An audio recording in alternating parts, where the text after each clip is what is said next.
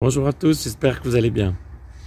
Cette petite vidéo sur quand ramasser les courges et surtout comment les conserver, c'est ce qu'on va voir tout de suite après le générique.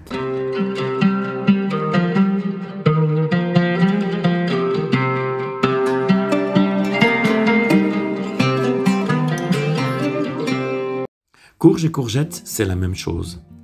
Une courge, en fin de compte, c'est une courgette qui a mûri. Un peu comme un enfant, donc qui grandit et qui devient un jour adulte et qui peut à ce moment-là se reproduire. Donc une courgette, on l'aime parce qu'elle est tendre, parce qu'en fin de compte, elle n'a pas de graines, et on va la laisser devenir courge, et on va en plus de ça attendre que le pédoncule se flétrisse, et c'est à ce moment-là seulement qu'on pourra la conserver, donc pendant des mois.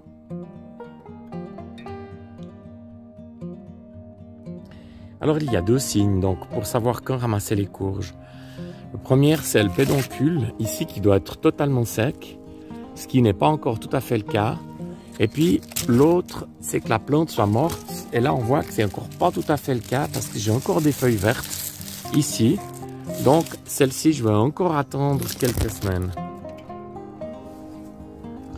Alors un exemple de courge que je vais pouvoir garder donc parce que à la fois la plante a complètement desséché et on voit ici le pédoncule est complètement sec. Donc ici je viens simplement couper le plus haut possible. Donc en l'occurrence ici. Et puis je vais pouvoir le garder pendant des mois sans problème à la cave ou dans un endroit réfrigéré. Alors bienvenue dans ma cave. Donc il y a quelques années, j'ai construit ces planches de stockage de fruits et légumes avec un petit rebord ici pour éviter que les fruits ou légumes tombent. Et puis donc, comme chaque année, donc ma compagne, que je remercie, est venue désinfecter les planches donc de stockage. Je vais ensuite, ça sera la deuxième opération, je vais passer de l'huile de lin, donc qui va avoir un effet protecteur. Alors là, vous avez donc le vernis à l'huile de lin. C'est donc ça que je viens passer ici. Alors ça a vraiment plusieurs effets. Donc d'abord, c'est comestible. Ensuite, ça protège à la fois le bois et puis ça va aussi protéger les légumes. Voilà, je vais faire tout comme avec ça. Alors voilà, donc une fois les courges ramassées, donc je viens les mettre vers ma fenêtre.